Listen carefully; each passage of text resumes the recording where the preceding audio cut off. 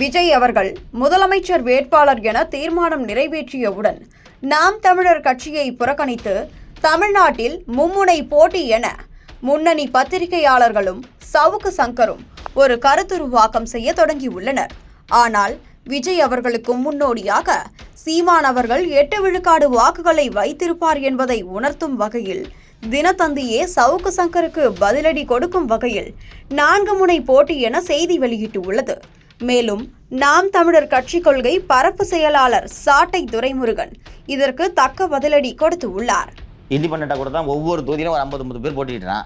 அவனை ஜெயிக்கிறதுக்காக போட்டிடுறான். அதனால் அதை ஒரு முனையாக கருத முடியாது. அது ஒரு பயிற்சி, கூடம். நாம் தமிழர் என்பது ஒரு பயிற்சி கூடம்.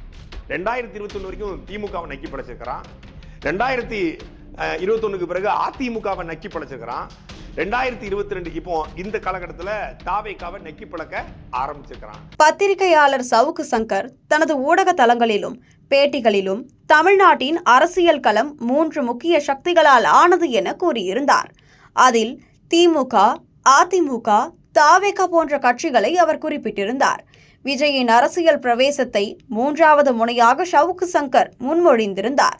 இது அரசியல் வட்டாரத்தில் சலசலப்பை ஏற்படுத்தியிருந்தது. மேலும் சவுக்கு சங்கரின் கருத்து நாம் தமிழர் கட்சி போன்ற மற்றொரு முக்கிய அரசியல் சக்தியை முற்றிலும் புறக்கணித்தது பேரதிர்ச்சியை ஏற்படுத்தியுள்ளது. சீமான் தலைமையிலான நாம் தமிழர் கட்சி 2021 சட்டமன்ற தேர்தலில் 6.89 வாக்கு விழுக்காடு பெற்று தமிழகத்தில் குறிப்பிடத்தக்க செல்வாக்கை பெற்றுள்ளது.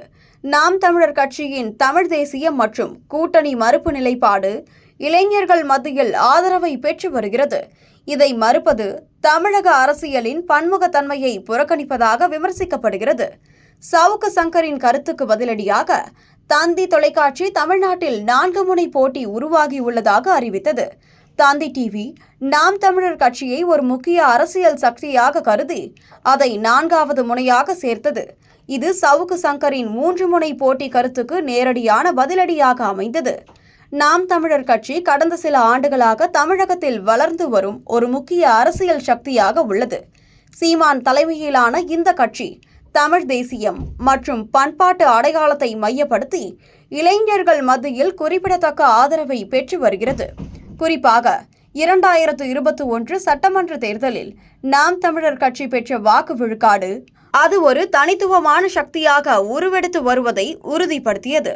மேலும் சவுக்கு சங்கரின் 3 முனை போட்டி கருத்து நாம் தமிழர் கட்சியை முற்றிலும் புறக்கணித்தது குறித்து சாட்டை துரைமுருகன் தரமான பதிலடியை கொடுத்துள்ளார். சாட்டை துரைமுருகன் விஜயின் தாவேகா இன்னும் தேர்தல் களத்தில் நிரூபிக்கப்படவில்லை என்றும் அவரது அரசியல் கொள்கைகள் மற்றும் உக்திகள் தெளிவாக இல்லை என்றும் மாறாக நாம் தமிழர் கட்சி தனது அரசியல் அனுபவம் மற்றும் தெளிவான கருத்தியல் மூலம் ஏற்கனவே ஒரு முக்கிய சக்தியாக உருவாகியுள்ளதாக அவர் குறிப்பிட்டிருந்தார். விஜயின் சினிமா புகழை மட்டுமே அடிப்படையாக கொண்டு அவரை 3வது முனையாக முன்மொழிவது தமிழக அரசியலின் யதார்த்தத்தை மறுப்பதாக சாட்டை துரைமுருகன் குறிப்பிட்டிருந்தார்.